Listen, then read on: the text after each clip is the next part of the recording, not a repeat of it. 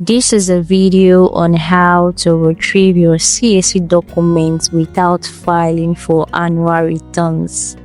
You'll be wondering how is that possible?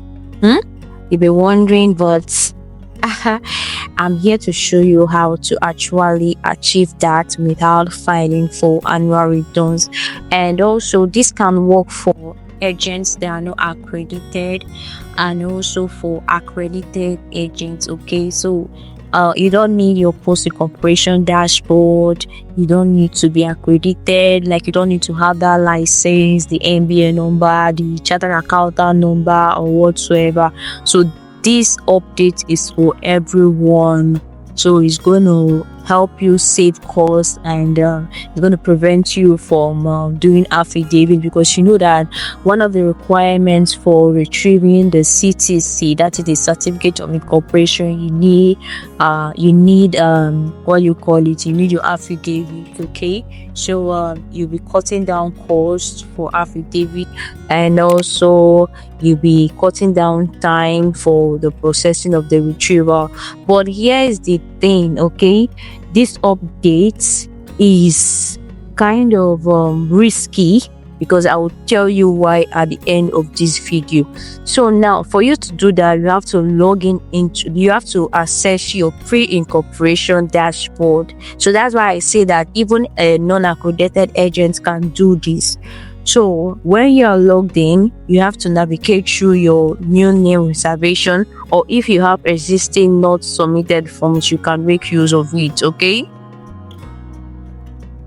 so when you click on the new name reservation, I want to use the not submitted, but don't worry, I won't be submitting this. So you click on classification. So what we are trying to do is that we want to make a name reservation.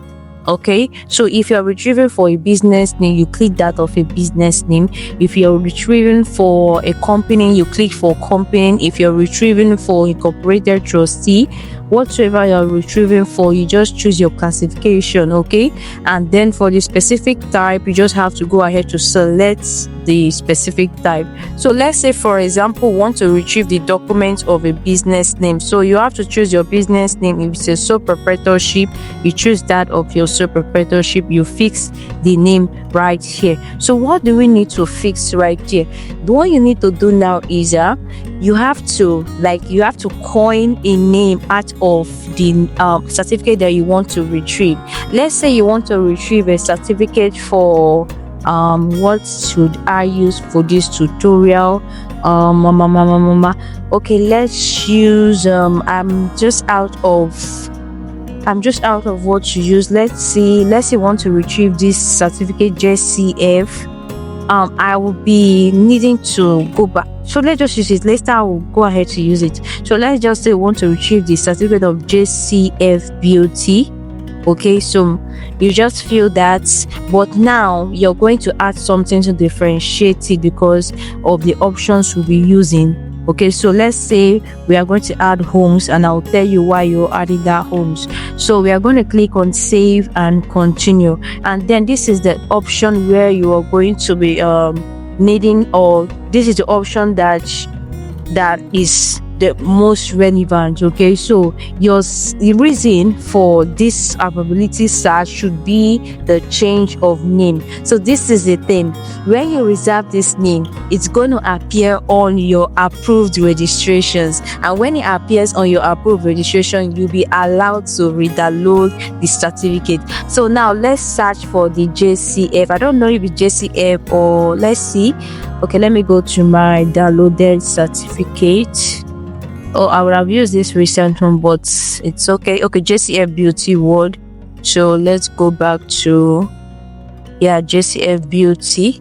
Remember that the change of name was carrying homes. Okay, so this is JCF Beauty World. It's already registered, and that's why it has its ROC number. So you just choose your category, you choose the specific general contract, and when you click on save and continue, you make payment, and once it's approved, you're going to see the approved name. Even if you don't complete the changes, you don't complete the changes at all, this approved, once it's approved, is going to appear on your approved registration. So this is what I mean. So when you are done with making the payment and you have gotten an approval, that is, the name is on reserved.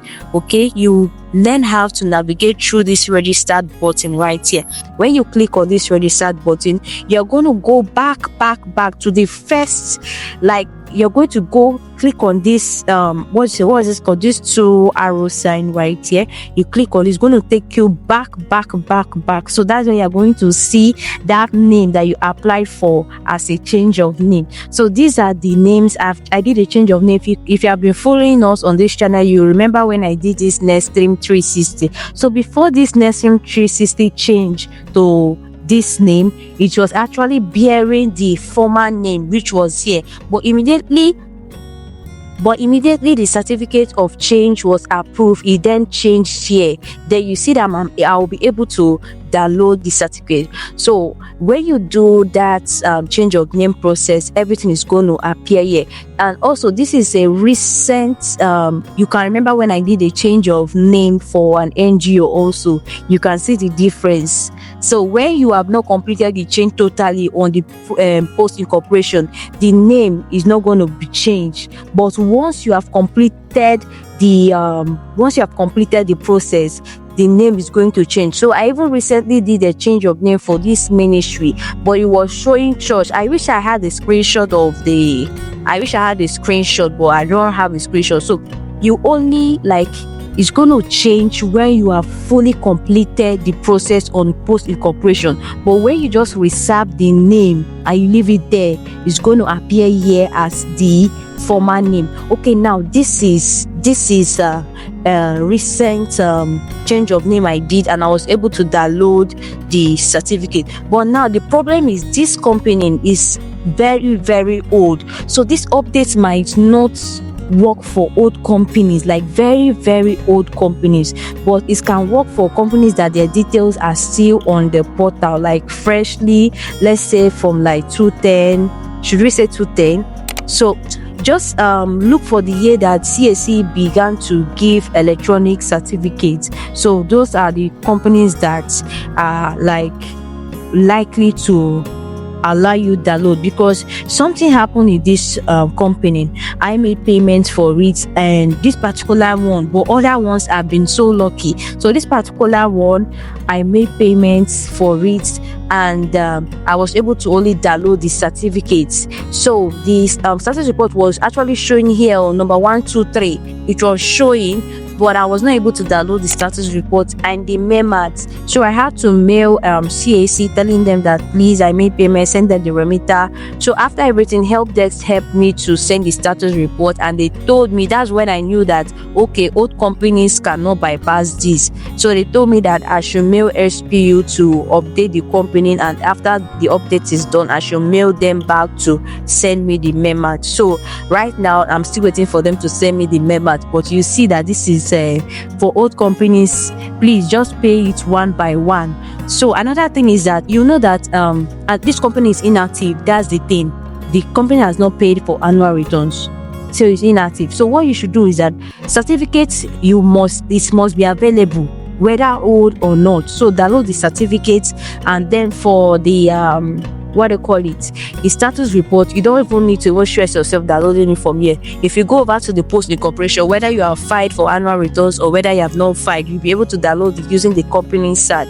So the problem now with this memos, the problem now with this company is just the memos, because if the memos is not updated on the portal, you can't download it. But if it's for a business name, voila, we have just downloaded certificate and status report and saved ourselves some cash. Okay, so this is just how to download your CAC documents without filing for annual returns. I hope that this video was helpful. Please don't forget to subscribe, like, and if you have any questions at all, just ask and I'll be in the comment section to respond.